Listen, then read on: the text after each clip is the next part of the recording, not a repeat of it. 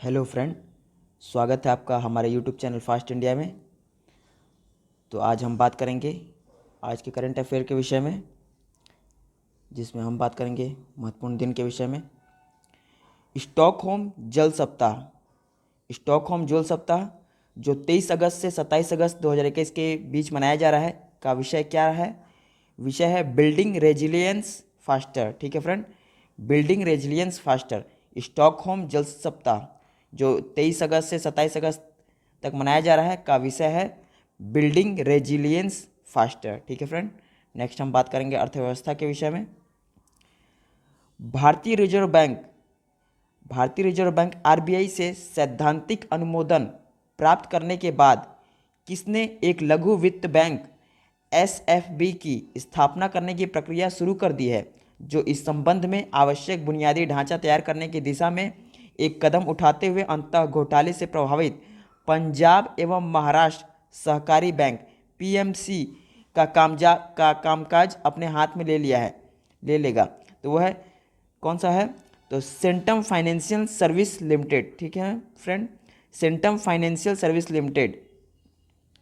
भारतीय reserve bank RBI से सैद्धांतिक अनुमोदन प्राप्त करने के बाद centum financial service limited CFSL ने एक लघु वित्त बैंक की स्थापना करने की प्रक्रिया शुरू कर दी है, जो इस संबंध में आवश्यक बुनियादी ढांचा तैयार करने की दिशा में कदम उठाते हुए अंततः घोटाले से प्रभावित पंजाब एवं महाराष्ट्र सहकारी बैंक का कामकाज अपने हाथों में ले लेगा। ठीक है friend, Centrum financial services limited. ठीक है फ्रेंड, नेक्स्ट 19 जुलाई 2021 से किसने आरोग्य रक्षक नामक एक नियमित प्रीमियम वाली व्यक्तिगत स्वास्थ्य बीमा योजना आरंभ की है?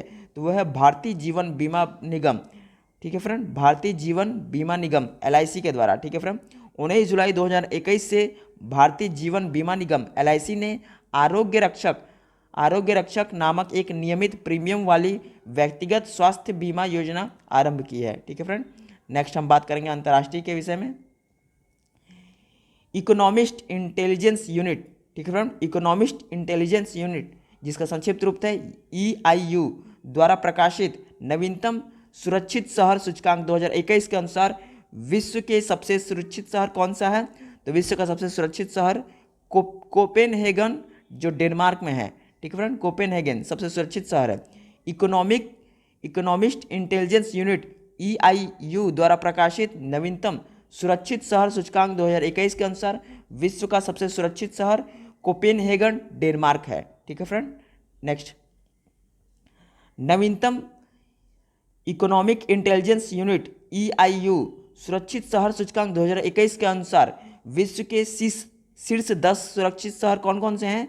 तो वे क्रमशः हैं कोपेनहेगन प्रथम है, दूसरा टोरंटो, तीसरा सिंगापुर, चौथा सिडनी, पांचवा टोक्यो, छठवां एम्स्टर्डम, सातवां वेलिंगटन, आठवां हांगकांग, नौवां मेलबर्न और 10वां स्टॉकहोम। ठीक है फ्रेंड, ये टॉप 10 देश हैं जो EIU सुरक्षित शहर सूचकांक 2021 के अनुसार चुने गए हैं। ठीक है फ्रेंड, नवीनतम EIU सुरक्षित शहर सूचकांक 2021 के अनुसार विश्व के 10 सबसे सुरक्षित शहर हैं। कौन कौन है? पहला Copenhagen, Toronto, Singapore, Sydney, Tokyo, Amsterdam, Wellington, Hong Kong, Melbourne और स्टॉकहोम। ठीक है फ्रेंड, इसमें पहला पूछेगा या तो पहला कोपेनहेगन, दूसरा टोरंटो, तीसरा सिंगापुर और अंतिम का पूछेगा अंतिम 10 वाला, तो ये स्टॉकहोम हो जाएगा। ठीक है फ्रेंड, नेक्स्ट हम बात करेंगे कि भारत का कौन सा शहर इसमें है। तो नवीनतम EIU, ठीक है फ्रेंड, नवीनतम EIU सुरक्षित शहर सूचकांक 2021 में समावेश किए गए भारतीय शहर कौन कौन से हैं?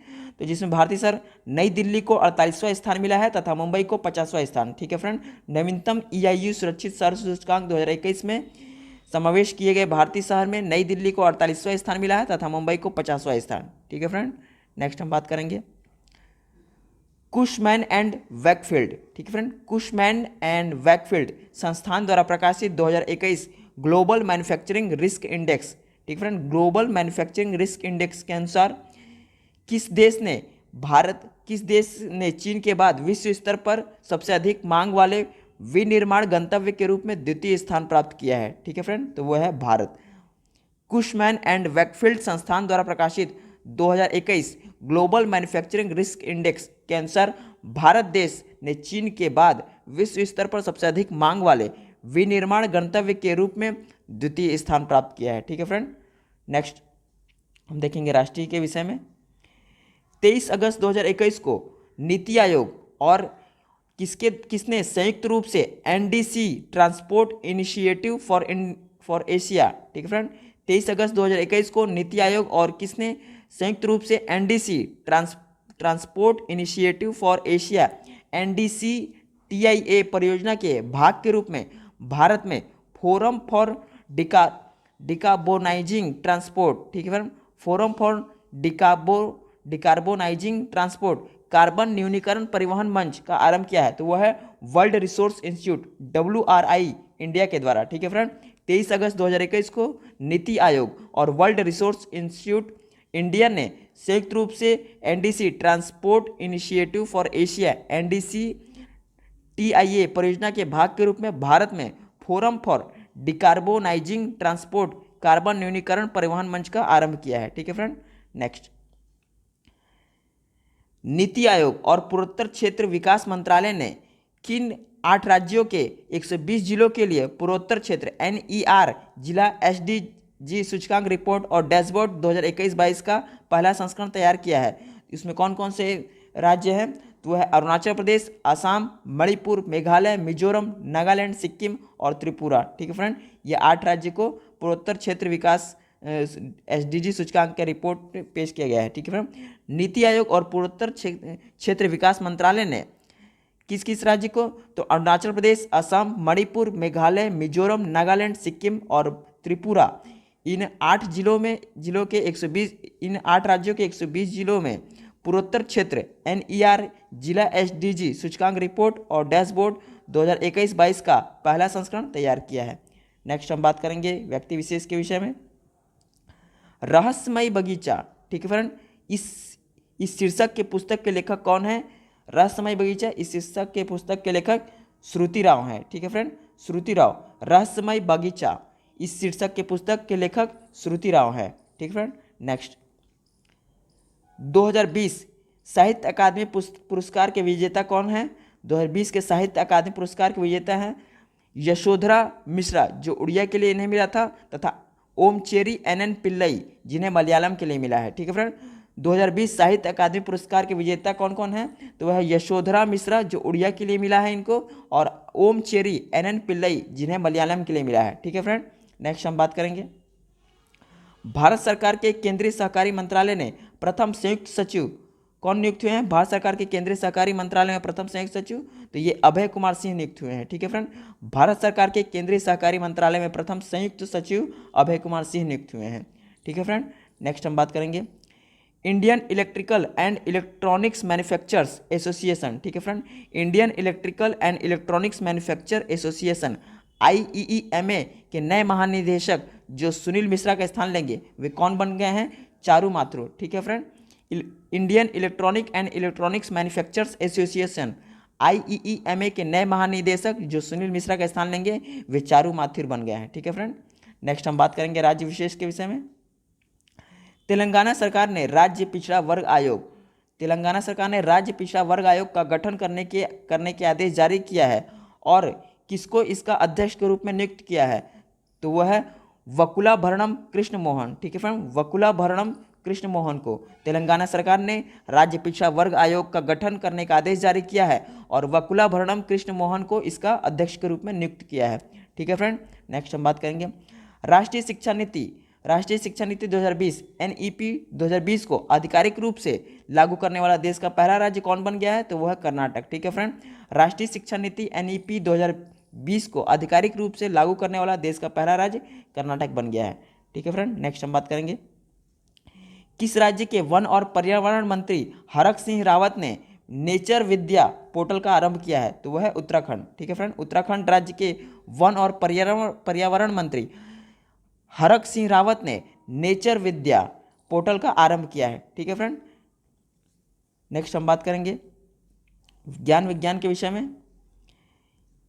किस विश्वविद्यालय के शोधकर्ताओं ने अत्यधिक गर्मी में शरीर को ठंडा रखने के लिए मेटा फैब्रिक तैयार किया है जो नैनो किरणों से बुना कपड़ा है झेजियांग विश्वविद्यालय चीन के द्वारा। ठीक है फ्रेंड, किस विश्वविद्यालय के शोधकर्ताओं ने अत्यधिक गर्मी में शरीर को ठंडा रखने के लिए मेटा फैब्रिक तैयार किया है जो नैनो किरणों से बुना हुआ कपड़ा है? तो यह है झेजियांग विश्वविद्यालय। ठीक है फ्रेंड, झेजियांग विश्वविद्यालय चीन के द्वारा। झेजियांग विश्वविद्यालय चीन के शोधकर्ताओं ने अत्यधिक गर्मी में शरीर को ठंडा रखने के लिए मेटा फैब्रिक तैयार किया है जो नैनो किरणों से बुना हुआ एक कपड़ा है। नेक्स्ट हम बात करेंगे इतिहास में पहली बार किस विश्वविद्यालय के शोधकर्ताओं ने विश्व की सबसे छोटी यांत्रिक रूप से बंधी हुई जैविक संरचना का निर्माण किया है जो पेप्टाइड्स नामक अमीनो एसिड के छोटे स्ट्रैंड से बनी एक भ्रामक रूप से सरल 2 रिंग श्रृंखला है? तो वह प्रिंसटन विश्वविद्यालय अमेरिका के शोधकर्ताओं ने। ठीक है फ्रेंड, इतिहास में पहली बार प्रिंसटन विश्वविद्यालय अमेरिका के शोधकर्ताओं ने विश्व की सबसे छोटी यांत्रिक रूप से बंधी हुई जैविक संरचना का निर्माण किया है जो पेप्टाइड्स नामक अमीनो अम्ल के छोटे स्ट्रैंड से बनी एक भ्रामक रूप से सरल 2 रिंग श्रृंखला है। ठीक है फ्रेंड, नेक्स्ट हम बात करेंगे सामान्य ज्ञान के विषय में। पारगमन की स्वतंत्रता विषयक सम्मेलन और कानून को हस्ताक्षरित कब किया गया था? तो ये 20 अप्रैल 1921 को हस्ताक्षरित किया गया था तथा ये 31 अक्टूबर 1922 से प्रभावी हो गया। ठीक है फ्रेंड, पारगमन की स्वतंत्रता विषयक सम्मेलन और कानून जिसे 20 अप्रैल 1921 में हस्ताक्षरित किया गया तथा ये 31 अक्टूबर 1922 से प्रभावित हो गया। ठीक है फ्रेंड, नेक्स्ट हम देखेंगे पशुओं के संक्रामक रोगों के खिलाफ अभियान के लिए अंतर्राष्ट्रीय सम्मेलन को स्वीकृति कब मिली? ठीक है फ्रेंड, पशुओं के संक्रामक रोगों के खिलाफ अभियान के लिए अंतर्राष्ट्रीय सम्मेलन को स्वीकृति 20 फरवरी 1935 को मिली। ठीक है फ्रेंड, पशुओं के संक्रामक रोगों के खिलाफ अभियान के लिए अंतर्राष्ट्रीय सम्मेलन को स्वीकृति 20 फरवरी 1935 को मिली। ठीक है फ्रेंड, नेक्स्ट पशु मांस और पशुजन्य अन्य उत्पादों के पारगमन के विषय में अंतर्राष्ट्रीय सम्मेलन को स्वीकृति कब मिली? ठीक है फ्रेंड, पशु मांस और पशुजन्य अन्य उत्पादों के पारगमन के विषय में अंतर्राष्ट्रीय सम्मेलन को स्वीकृति 20 फरवरी 1935 को मिली। ठीक है फ्रेंड, पशु मांस और पशुजन्य अन्य उत्पादों के पारगमन के विषय में अंतर्राष्ट्रीय सम्मेलन को स्वीकृति 20 फरवरी 1935 को मिली। नेक्स्ट हम बात करेंगे रेलवे का अंतर्राष्ट्रीय शासन विषयक सम्मेलन को स्वीकृति कब मिली? रेलवे का अंतर्राष्ट्रीय शासन विषयक सम्मेलन को स्वीकृति 9 दिसंबर 1923 को मिली। ठीक है फ्रेंड, रेलवे का अंतर्राष्ट्रीय शासन विषयक सम्मेलन को स्वीकृति 9 दिसंबर 1923 को मिली। ठीक है फ्रेंड, नेक्स्ट मध्यस्थता का सामान्य अधिनियम अंतर्राष्ट्रीय विवादों का प्रशांत निपटारा कब हस्ताक्षरित किया गया था? तो ये 26 सितंबर 1928 को हस्ताक्षरित किया गया तथा ये 16 अगस्त 1929 को प्रभावी हो गया। ठीक है फ्रेंड, मध्यस्थता का सामान्य अधिनियम अंतर्राष्ट्रीय विवादों का प्रशांत निपटान ये 26 सितंबर 1928 को हस्ताक्षरित हुआ तथा ये 16 अगस्त 1929 को प्रभावी हो गया। ठीक है फ्रेंड, नेक्स्ट सड़क संकेतों के एकीकरण से संबंधित सम्मेलन जो कब हस्ताक्षरित हुआ? सड़क संकेतों के एकीकरण से संबंधित सम्मेलन इसे 30 मार्च 1931 को हस्ताक्षरित किया गया तथा ये 6 जून 1978 से प्रभावी हो गया। ठीक है फ्रेंड, सड़क संकेतों के एकीकरण से संबंधित सम्मेलन जो 30 मार्च 1931 को हस्ताक्षरित हुआ तथा ये 6 जून 1978 से प्रभावी हो गया।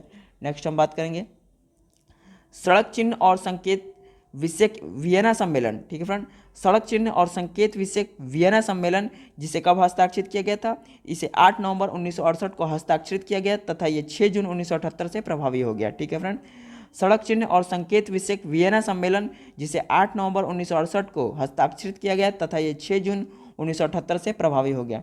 ठीक है फ्रेंड, सेशन आपको कैसा लगा? सेशन अच्छा लगा तो इसे ज़्यादा से ज़्यादा लाइक करें, शेयर करें, सब्सक्राइब करें। धन्यवाद फ्रेंड, मिलते हैं नेक्स्ट वीडियो में, तब तक के लिए जय हिंद।